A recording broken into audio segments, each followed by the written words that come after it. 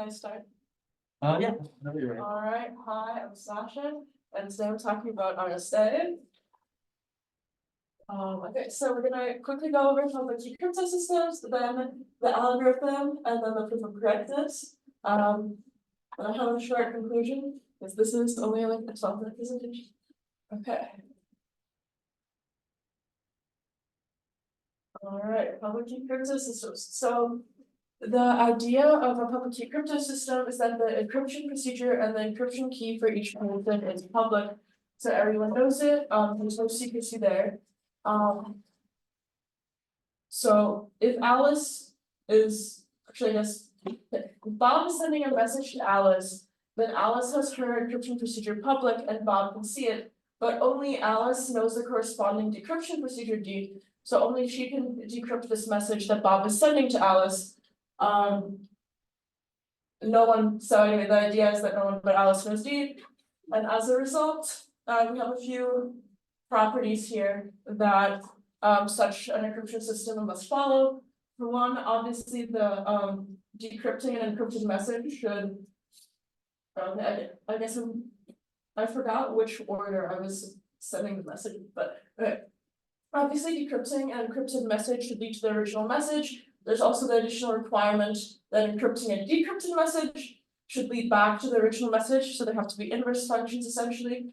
Both methods should be easy enough to compute. And most importantly, publicly revealing E does not reveal D. Otherwise, we would be able to like decrypt everything, and that would kind of ruin the entire point.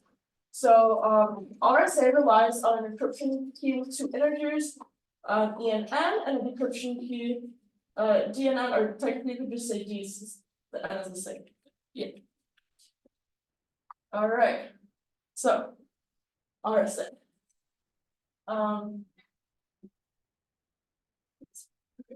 So in terms of, so I'm gonna go over how to actually generate a key for this after I go over the rest of it, because yeah. So if Bob is sending a message onto Alice, Alice is going to have this public encryption key that she's sending to Bob. She's going to keep the corresponding decryption key D private. Then obviously if your message is not in some integer format, you have to change it to some integer format. So you change it into some number.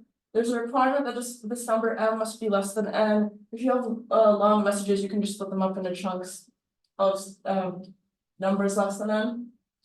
So then he's going to use our encryption algorithm E, which takes the number version of the message M, takes it to the power of E, and then takes all of that mod N. So computers can do this very quickly, but this. All right, so decryption wise, pretty much the same idea. You just you take your ciphertext C to the power of D, and then take that mod N. All right, so how do we actually find an E, D, and N that work such that revealing E does not reveal D, or vice versa? So I'm going to go over the algorithm as it was written in the original paper. There are a couple of steps that are usually done differently now for like convenience. You start by choosing two prime numbers P and Q. These numbers should be very, very large, but in the example that I will do after this, they will not be very large, because then I wouldn't really be able to do anything with them. That's the point of what I'm saying. All right, so then we're going to get the product of these prime numbers, N equals P times Q. Then we're going to all right, this is the Euler-Toschen function for this specific case of product of two prime numbers is going to be equal to P minus 1 times Q minus 1. This function basically counts the number of numbers. Okay, so basically you look over the integers that are less than N and count up which ones are relatively prime to N. That part's not that important, since it does have this easy form for this case. So nowadays we actually use a different function, but it works similarly because it just ends up being the least common multiple of P minus 1 times Q minus 1 rather than the product. So then we need to choose a number D, relatively prime, that is relatively prime applied to this Euler function. D is just some integer, and then we find E to be the multiplicative inverse of D mod phi n. So the idea here is that E times D is equal to 1 mod phi n. So when you do your encryption and decryption algos, they will reverse each other. Computers can do this quickly using inputs algorithm. It's harder to do by hand, obviously. Yeah. Yes, Why do you necessarily choose D first? Can't you choose? you don't have to. Oh, okay. Nowadays, people usually choose E first. It doesn't really matter which order you choose them in whatsoever, as long as you find two inverses, then you need to have your D relatively prime to phi n. In the original paper, they chose D first. I don't know why. But that's what they did.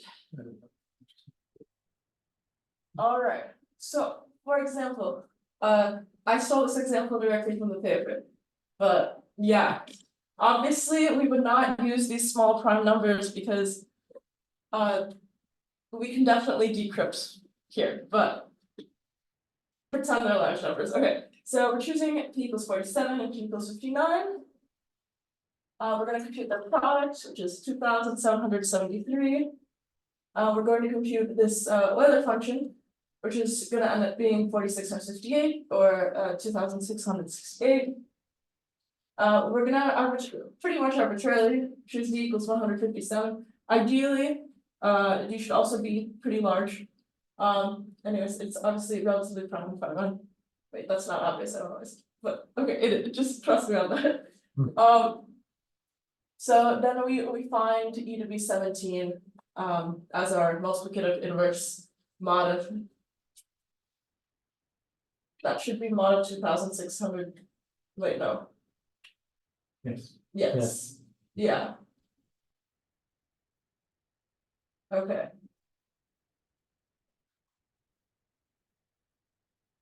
Yes. Yeah, It should be 2668. It works out. 17 is right, I think. 17 is right. Yeah, okay. Wait. Yeah. Yeah. Alright, my bad, that is an unfortunate thing, but anyway, then we release our N and E as a public key. And we keep D as the private key. Okay. Alright, so then if we continue this example, we can this is also the example from the paper. You can just they have the very creative scheme of turning spaces into 0, 0, A into 0, 1, and etc. And then they take I think chunks of 2 and they convert it, and then this is our resulting ciphertext. Yeah. So this is just like one iteration of the encryption. Yeah, okay. So why does this work? So as I mentioned, this is I don't know why it says Euler torsion function, it's just a working function, but yeah, it returns the number of integers k less than n, relatively prime to n. So aka the GCD of k and n is equal to 1. So for a prime number p, this function is obviously going to be k minus 1 because every number smaller than it is going to be relatively prime. So due to some rule of the Euler function that I don't really quite understand, in this particular, yeah, so in this case, your Euler function is going to be the product of your factors, and so you're going to find such a pure above prime number that the phi minus p minus 1 times q minus n. So we know that because we're choosing a D relatively prime to phi n, that D has a multiplicative inverse mod phi n. So then the last thing we want to prove is that our encryption and decryption algorithms our inverses and so return M. We follow at the top here, if we decrypt, the ciphertext resulting from E of M, we take E of M to the power of D mod N. Then if you look at that encryption, it's going to be under the E, to the power of D mod N, we just kind of carry the mod N over. So we end up with under the power of E times D, you end up with the same thing if you do this in reverse. So, now we're just looking to prove that M to the E times D mod N is going to be equal to M. So, we note that we chose, E and D to be multiplicative inverses, modified N. So we can write E times D, we can write E times D as some number K times 5N plus 1. Since our, since we have a remainder of 1 when we divide E times D by 5N.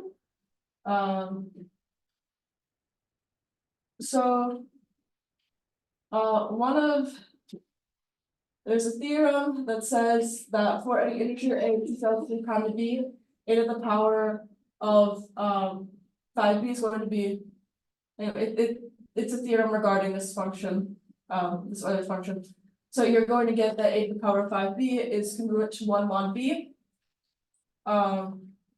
Since both p minus 1 and q minus 1 divide 5n as we showed earlier, we're going to get that.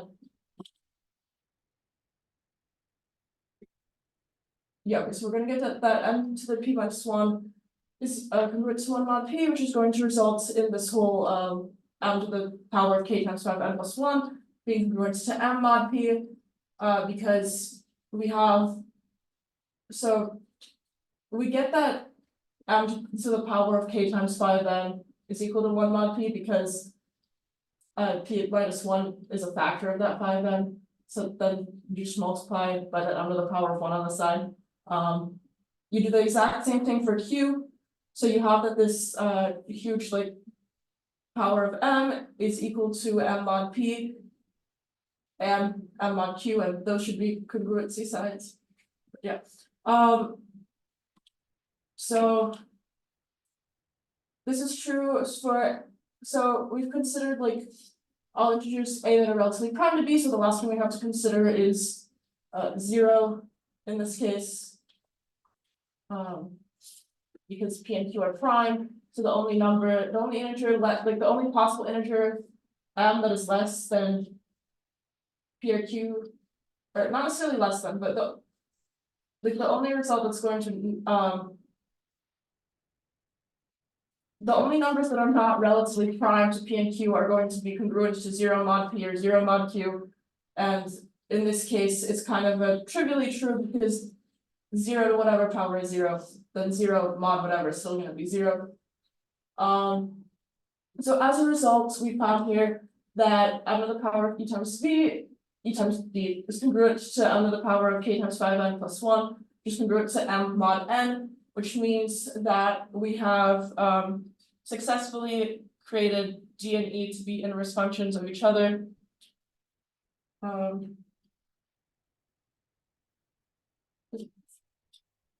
Okay.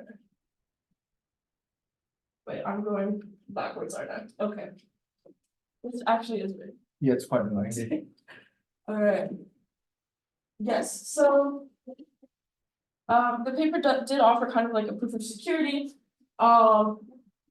As is famously known, the security relies on the difficulty of factoring n.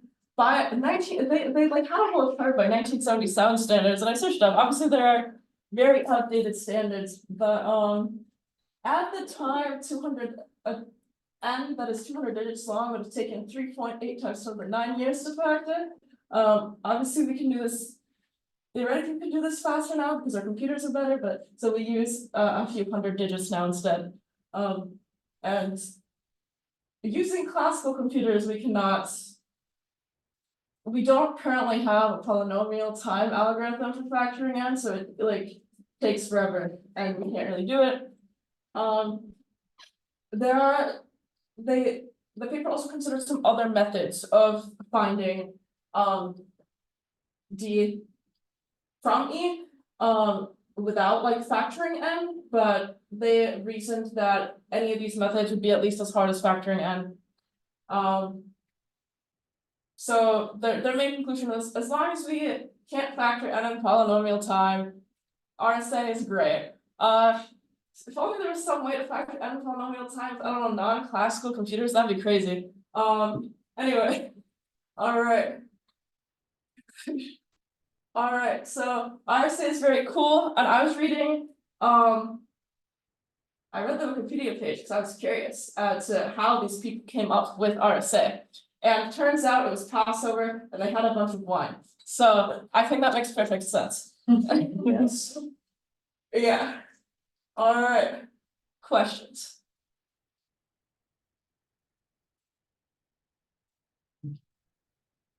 All right. Cool. All right. I thought this was funny.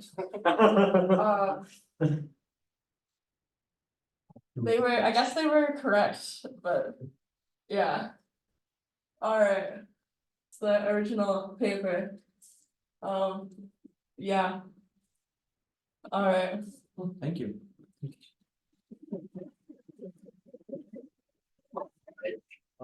Shares. Maybe for this one. Presenting is 5. No, you did. Very nice. Okay. All right.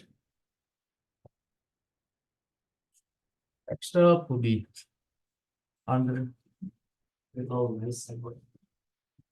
Yes.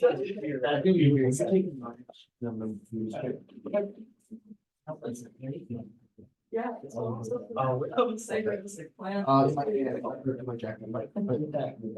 Laser pointer down is next, up is previous. Down is next. I just know I'm gonna get confused. Yeah, Okay. well, when you start going backwards inside, so. All right. So, hello everyone, I'm Andre, and my presentation is going to be about Shor's algorithm, which is a polynomial time algorithm on quantum computers for actually breaking RSA. So, yeah, maybe RSA is not as secure as we think.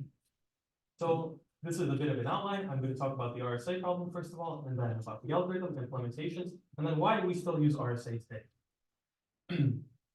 So the first section is the RSA problem. If we're given the public keys N and E, and we have a publicly transmitted ciphertext, we want to find the original message N. So this is using the same exact definition as in Sasha's presentation of the ciphertext and the message. Currently, this is an open problem, so no one really knows how to do it on the classical computers at least, but it's believed that factoring n is the best approach and will give you the best algorithms. So if we factor n, we will also get the private key D, which means that we can decode any future messages sent with this key pair. So it doesn't just work on this current set of messages, it works as long as we keep using the same numbers. And finally, our problem becomes, if we're given a semi-prime n, which is equal to pq, which is the semi-prime used in the RSA key, we want to find the prime factors p and q of the number n. So how does the actual algorithm work?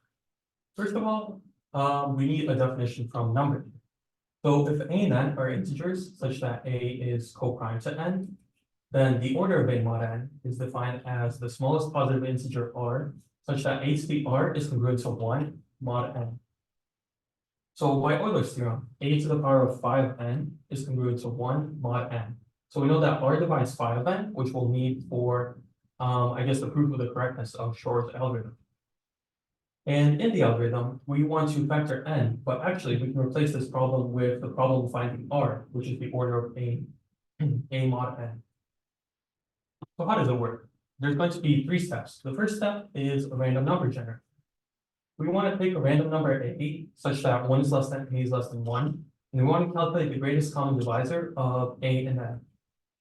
So if the greatest common divisor is not equal to 1, we got really lucky because now we know one, excuse me, now we know one of the factors of n. We know that p is equal to this greatest common divisor, and then q is equal to n divided by p.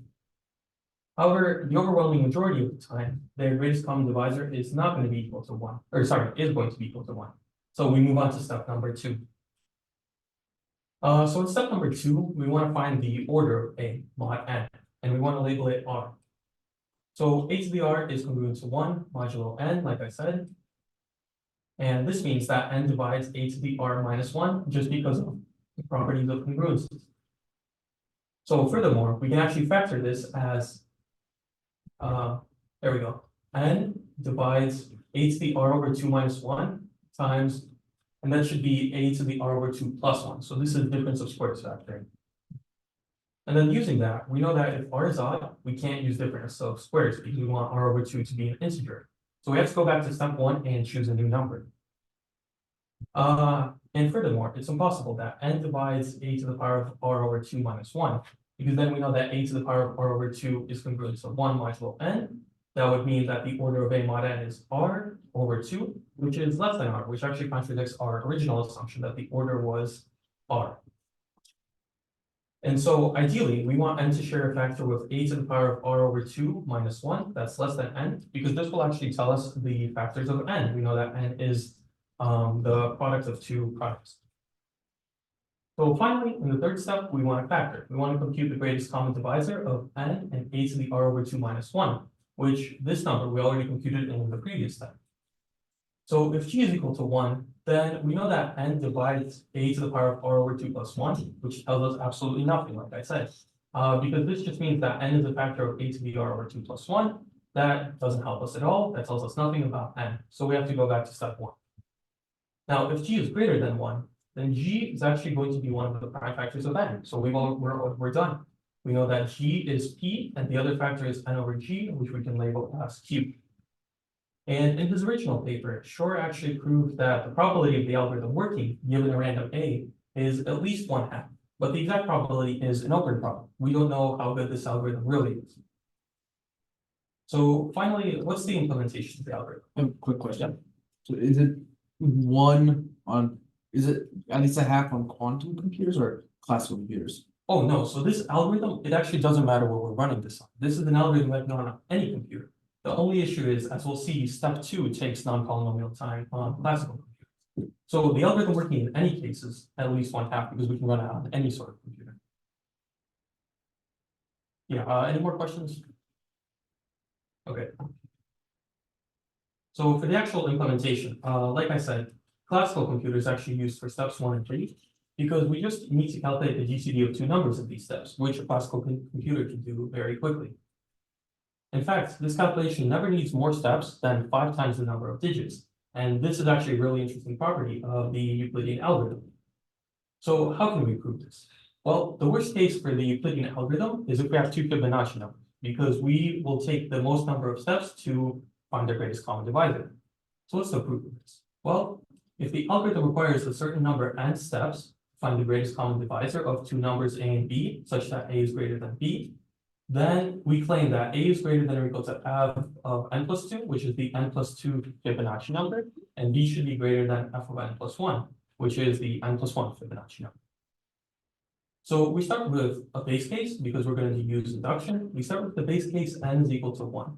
Now, the smallest pair of integers for which we have to take 1 steps is a equals 2 and b equals 1, which are the second and third Fibonacci numbers. So our base case is true. Then for the inductive step, we assume that this is true for all n is less than or equal to k minus 1. And then we know that the first step in this algorithm that we're using, this is the Euclidean algorithm, which we're using for the GCD of two numbers. If it takes k steps, then the first step gives us the output a is equal to qb plus r for some b, which is going to be greater than r, because this is just the classical algorithm. R is the remainder, and I guess b is the number that we're dividing by, so q should be the quotient. Now we check the pair b and r, which is b is greater than r. We calculate their GCD, and this is going to take k minus 1 steps, because we know that if the original numbers took k steps, then once we advance the step, it obviously has to take k minus 1 steps, 1 step less than the original k. So by the inductive hypothesis, we know that b is greater than or equal to the k plus 1 Fibonacci number, and r is greater than or equal to the kth Fibonacci number. So that means then we can set up this inequality. A is equal to qb plus r, which is greater than or equal to b plus r, and in the end we get that a is greater than or equal to the k plus 2 Fibonacci number. Now, why are we doing all of this? We're using this to prove that on a classical computer, our first and third steps never take more than polynomial time. In fact, they run less than 5 times the number of digits, which is really fast if you think about it. Because if you exponentiate a number, if you have digits, you multiply it by 10 basically. And it's going to be linear in the number of digits, which is really fast. So finally, we're almost done with this proof. We just need a property of the golden ratio, which is that 5 squared is equal to 5 plus 1. So phi actually satisfies this characteristic polynomial cube. Now this actually will give us a property of Fibonacci numbers, which is that phi to the power of n is equal to phi times f of n plus f of n minus 1. And the proof of this is a bit involved, so I decided to skip over it, but just I guess take this on paper. So using this, we can set up this kind of inequality. Phi to the n is equal to this thing, which we said was true by this property, which is less than or equal to phi times the n Fibonacci number plus another n Fibonacci number, which is in the end phi plus n times the Fibonacci number and phi squared. So the golden ratio squared times the n Fibonacci number. And from this, we actually get this relation. Phi to the power of n minus 2 is less than or equal to the n Fibonacci number. And finally, if the Euclidean algorithm is going to take us n minus 1 steps, then we know that by our previous slide, so the slide before that, b has to be greater than or equal to the nth Fibonacci number. But then using this property that we just derived, that's going to be greater than or equal to the golden ratio to the power of n minus 2. So what can we say using this? Well, we know that n minus 2 is less than or equal to log phi of b from this inequality right here. And we also know that log 10 of phi is greater than 1/5, which is just property of the number phi. So we know that n minus 2 divided by phi is less than or equal to this number, which is actually equal to log base 10 of b. And you might recognize this. Log base 10 of b is actually the number of digits of b. So if we do a little bit of algebra, we figure out that n minus 1 is always less than 5 log base 10 of b. So the number of steps that we take is always less than 5 times the number of digits of b. So this is really, really fast, which is good. This is what we want. And this only depends on the smaller number b. So if we have huge numbers, we can just take the smallest number of them, and it's only going to depend on that number, which is also really good, because we want to ultimately break RSA in some reasonable amount of time, which is not, 10 to the 9 years, right? So where do quantum computers come in? Well, step 2, finding the order of a number, is actually hard for classical computers. So the best known algorithm, which is repeated squaring, is actually sub-exponential, which is not good. That's not polynomial time. So what we want is we want to plug the output from step 1, which is the GCD calculations, into a quantum computer. And the quantum circuit complexity, this is, again, a bit of an involved term. It basically measures how many qubits we need and how many quantum gates we need, but it's going to be equal to, its complexity is going to be O of n cubes, which is much better. This is polynomial. So yeah, that's basically why we can say that RSA can be broken in polynomial time on using a quantum computer for this specific step. But why isn't it broken? Why do we still use RSA in our encryption procedures? Well, Shor's algorithm actually needs perfect qubits, and a qubit, for those of you who don't know, is short for a quantum bit, which is really hard to make. So there's all sorts of errors that can influence having bad measurements or making the qubit get the wrong values. So it's really hard to make a perfect qubit. And in real quantum systems, like I said, errors are really hard to correct. So a bit of a plug for the meetings that I did in the fall. This is about quantum error correction and why it's so hard to make a perfect qubit. Now, our order finding algorithm in step 3 actually requires 2 n plus 3 qubits for an n-bit number. So if we use 2048-bit RSA, which is a really good security standard, we would need 4099 qubits that are absolutely perfect with no errors whatsoever. Now, our current best is actually IBM's computer called Condor, which has 1121 qubits, but they're not even close to perfect. They're noisy, and a good estimate, I believe, according to their website, is that they're using half of them for error correction. So we only have like 550 of them actually available for use. So yeah, that's why RSA isn't broken. First of all, it's really hard to make a perfect qubit, and second of all, we would need quite a lot of them to break any sort of RSA. So, any questions?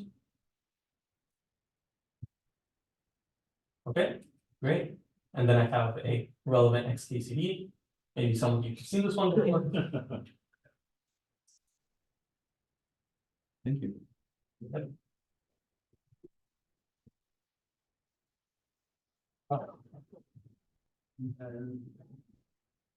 Last up. will be about. Bit of a change of pace. Moving from cryptography to. Not theory. So, here you go. Down next slide, up this previous slide, and give a laser pointer right there. Cool. We turn on that make key, it's even then we did provide error correction on the error correction keywords. What you do? Yes, Thoughtful. computers, yeah, they are. Okay, before I start, how many of you have taken either analysis or topology? Or like, no bit of one? Okay, perfect. That makes a lot. I think 10 slides, juicy stuff there. So I'll talk about knot.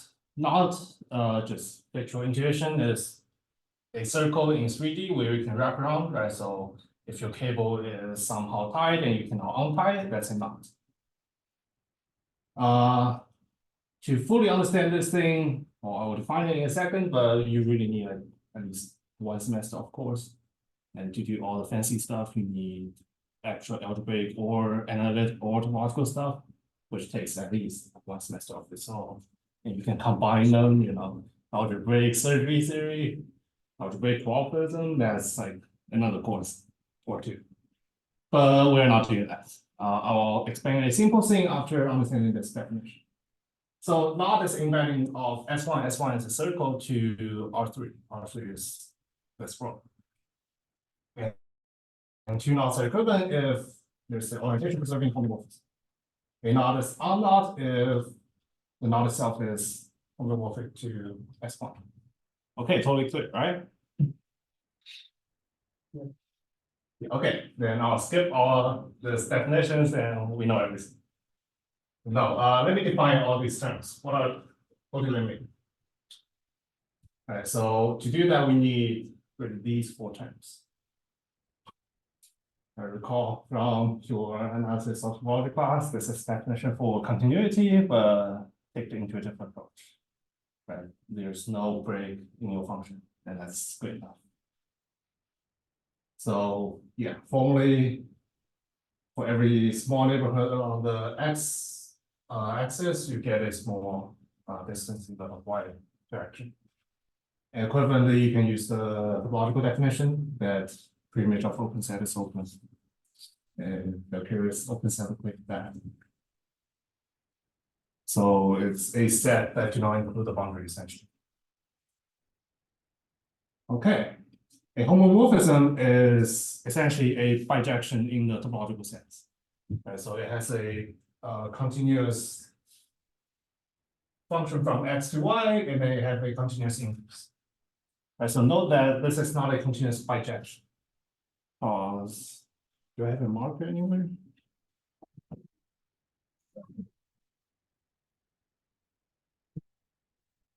Yeah. Oh, yeah, marker. So take the interval 0 to 2 pi. So that's just, and then map it to the circle. You can do it continuously by sending anything to. It does not have a continuous inverse, because moving from a circle back to an interval, you have to break the sum. So this is not a continuous bijection. It has to have a continuous inverse, meaning I could do a continuous function in either direction. So that's something to note. Okay, so again, a homomorphism is a continuous function with continuous inverse, meaning topologically you can just deform it forward and deform it backwards, essentially. So the shapes are the same topologically. So the famous example of a mug is the same as the torus. That's a homomorphism. If you do differential geometry, that's kind of different. So context does matter here. Okay, this is the example I was mentioning. There's no way to. This is a continuous bijection, but you can find a continuous inverse. Yeah, because some math properties in there. And embedding is exactly a homomorphism. Right? So you have a small space, So let's say you have S1, you map it to the bigger space. I do not care about the entire space, but I care about the image of it. So let's say, if you go back to the definition of nodes. And not is an invector. I do not care about the entire R3, but the image of after this function should be homeomorphic. What does that mean geometrically? It means the thing does not self-intersect itself. So let's say mapping from a circle to this infinity sign, it intersects here. So it's not a homeomorphism.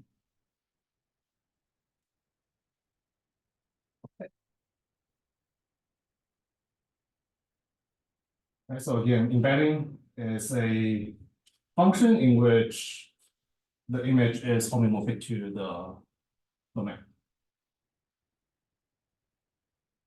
Orientation, I'll give you the formal definition, but just again, take the intuitive approach. You have a direction, you can move in that direction without coming across the same point in the opposite direction. Formally to define this, you need also few classes in algorithm topology. Okay, so the first model group is related. Whatever that means. Or you can take the differential approach with what take like series lines. It's easier, but It's still painful. yeah.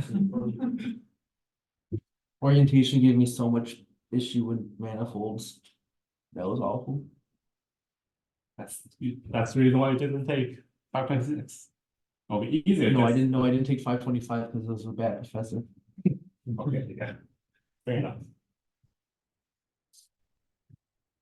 Yeah, so let's look at this definition again.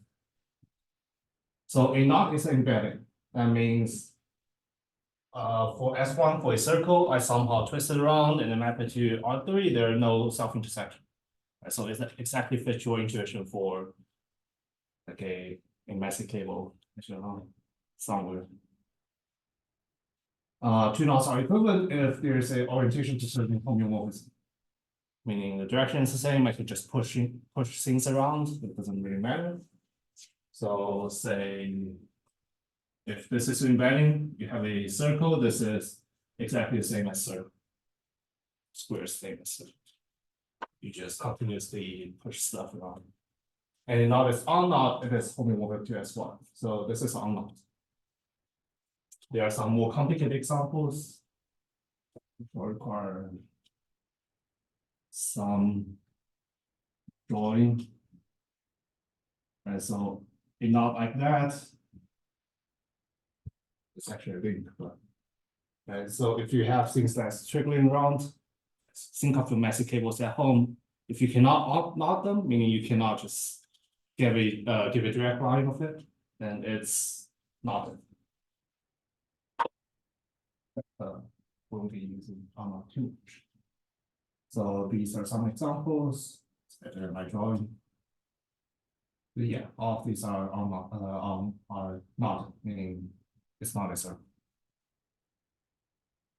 Cool. So when I'm studying this thing, it always baffles me why we map it to R3.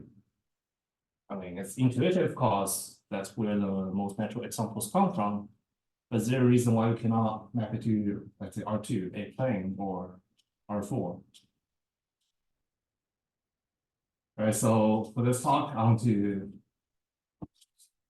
explain that particular thing, which actually most classes on Author doesn't even mention them, but it's an interesting question to ask. Why can you map it to other spaces?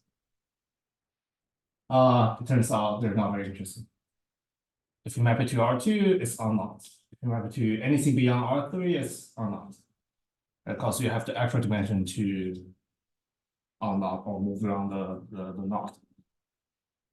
So yeah, that's essentially a reason. So embedding any other direction other than 3 is hard to understand, but as a first case, it's good. And actually, if you want to generalize it, it just becomes 4. And here's the exact statement. To R2, it's an unknot because S1 is a two-dimensional thing. If you don't self-intersect, that means it's just some pushing around. stuff like that, it's a square or some wiggly lines. For and bigger than or equal to 4, it's also unknown. I won't show the full figures. Yes. Has it been looked into, like, because you like consider a knot as like a single square. Has it been considered about knots that aren't necessarily like a circle, like it has like a second string that crosses, and then you have, you know, like. Say you just tie another single strand from one side of it to another, and suddenly you have 3 aspects to work with. So something like that. Oh, It's called a link. I see. So like, it'll be multiple copies of S1 embedded to R3. Right, so you kind of think of, you have 2 cables, how they wrap around with each other. And it's all unknown in Rn. Or like for anybody moving forward. Well, it's called unlink. You can treat them as destroying unions of S1. So it's possible where you have this thing, essentially, for multiple copies. But every copy is S1, it's a circle. Okay. Another thing that baffles me is this S1 condition. Can we generalize it to higher dimensional knots? Okay, it doesn't actually baffles me now. I was forced to consider this because of the paper I'm reading. But anyway. Yeah, so can we generalize knots to higher dimension? The most general the most natural generalization will be to consider codimension 2 spaces. And codimension means dimension of that minus dimension of that equals 2. Right, so it is indeed a very interesting topic. And you lose this pretty much all your intuition. Like imagine what happens to a ball mapping to R4. Right, so yeah, that's the reason why you need all the algebraic tools and surgery stuff, where you can just somehow use some abstract argument to say the stuff we're considering is have some behavior without actually referring to a picture stuff.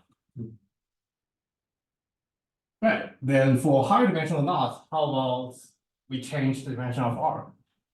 It turns out it's an interesting question this time. Right, so these are some theories you can use, which I'll come back in a second. So you can see the development of knot series 63, 66, 65. So it's all been done in like 5 years. But yeah, they show that if the codimension for a higher knot is greater than 3, that means I can do, say, S2 embedded to R5 or R10. It's actually unknotted in a piecewise linear category and topological category. So that means just the homeomorphism I just defined, it's unknotted. But if you take some differential structure, that means I need every piece of the puzzle to have some nice differential structure. It's not just continuous. Let's say the graph for absolute value is not differentiable at 0, but it's continuous. So if we require some smoothness of my continuous function, it turns out that it's actually non-trivial. There are 2 Lancy papers that gives the classification of like what kind of behaviors you can get. Right, so it turns out if you require additional differential structure, codimension bigger than 2 higher dimensional knots actually becomes interesting. And so that means you can generalize, say, complex conjecture to differential settings, right, to ask if any differential pose-oriented space is actually a sphere with this differential structure, that actually becomes a much harder question to answer. Now that the original complex conjecture is easy. And in fact, codimension 1 embedding is also interesting. Right, so that means S2 embedded to R3. That's also an interesting question. Again, it doesn't give you much intuition, but it turns out that for higher dimension, you have more space to push around this circle other than just saying that it's. And so I think there aren't much technical stuff I want to go over. It will just be too boring and too involved. But these are some common techniques that's used to study this kind of thing, which is a cool doorway to all of your study of arbitrary spaces using whatever techniques you can do. So surgery theory that says if you have a donut, you can use surgery to somehow fill the hole. Right, so it's a purely topological operation. You can also have the algebraic techniques, as I discussed before, the orientation uses either the differential structure or some algebraic arguments. And so the homology is an algebraic argument. So you can do algebraic techniques that says, okay, can I classify all possible higher dimensional knots or even lower dimensional knots up to some constraint, let's say up to homeomorphism. Right, it turns out you don't get much intuition, you cannot draw things around, so you can say, okay, I need to develop some tools that tells me when things are different. And then use homotopy theory. You can also have the differential structures, right? You get to choose what space you want to work with. You either have the differential structure or the piecewise linear structure. Those are the two nice categories. Piecewise linear means your continuous function of like that. Something like that. It's every piece is linear. And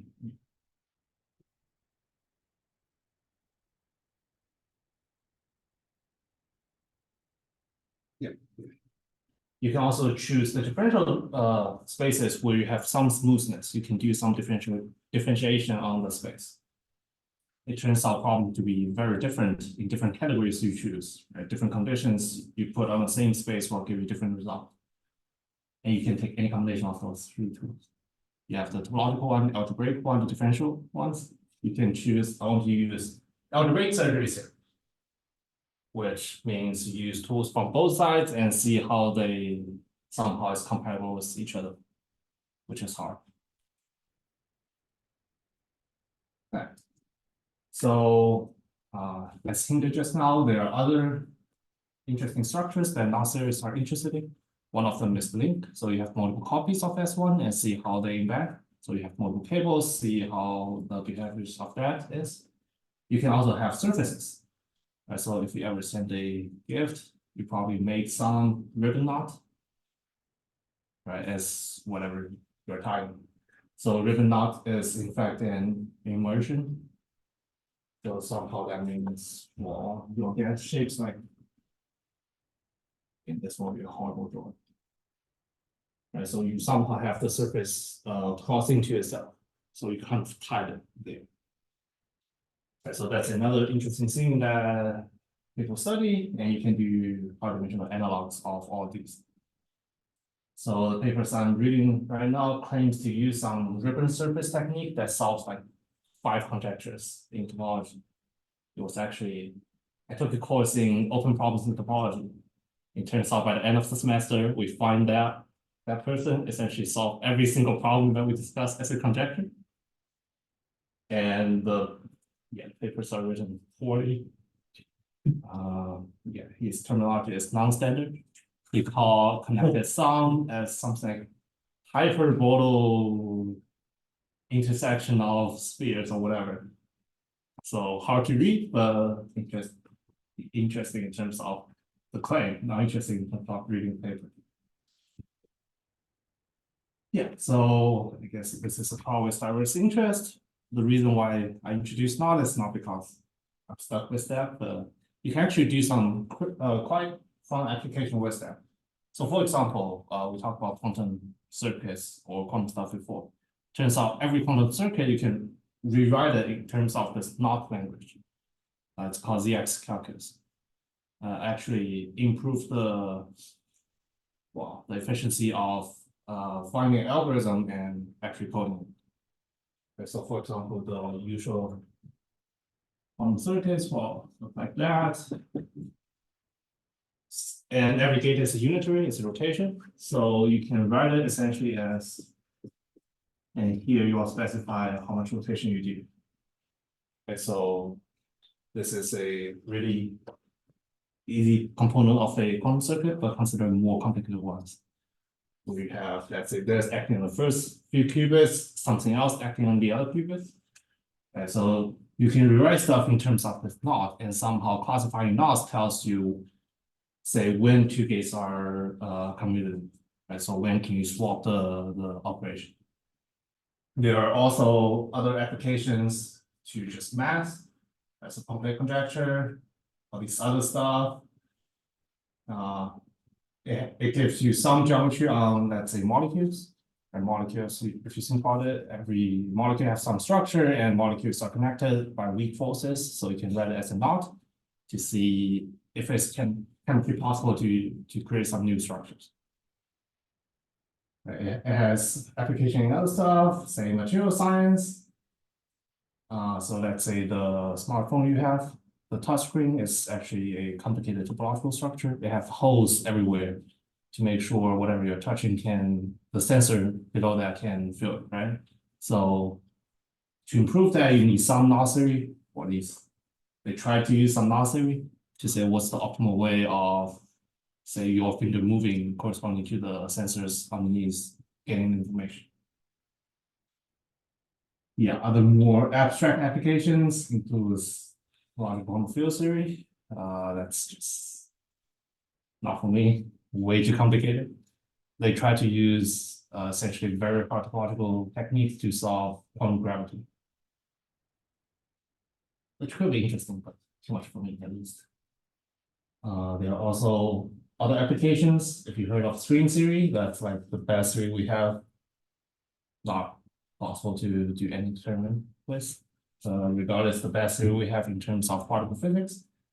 And other complexity theories. Complexity theory means computational complexity, and actually physicists recently considered to generalize the physical entropy to computational entropy, as they believe even like physically all molecules are maximally spaced out, there's still some information that's transmitted across them, right? So physicists are now considering information entropy in terms of when like there's no more information that gets transmitted everywhere. So the universe is essentially dead, both physically and information.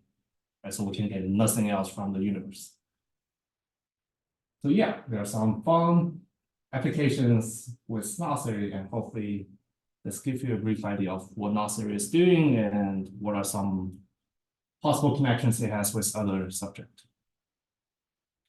All right, cool. These are the papers I mentioned that prove the classification of coordination 3, 4, 5 and coordination 1 spaces. Yeah, all from endings of mathematics. If you know that journal, that's like one of the hardest journals to get published in. And everything is done within the span of like 4 years.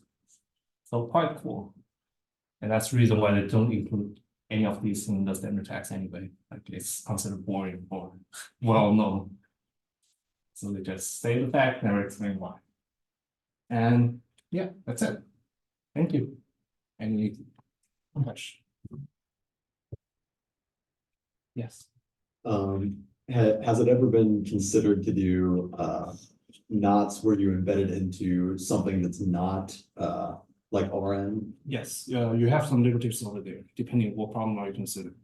The usual choices are R4, Euclidean space, hyperbolic space, spherical space.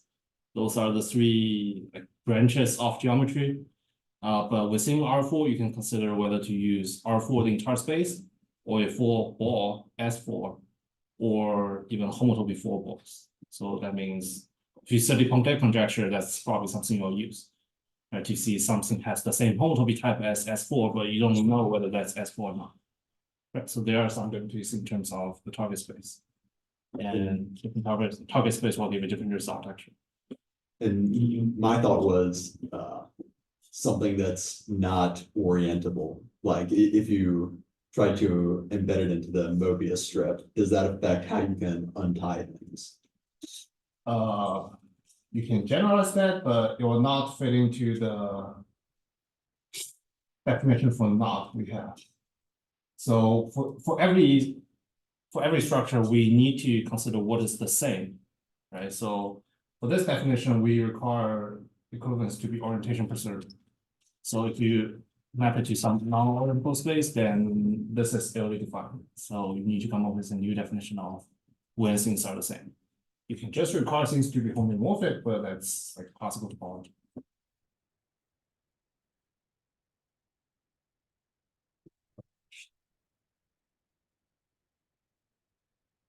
Thank you.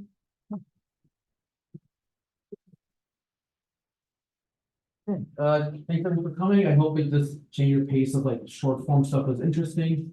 We'll do it again later with some other people, like Alex is doing it, and then, I think one or two more people are going to do it.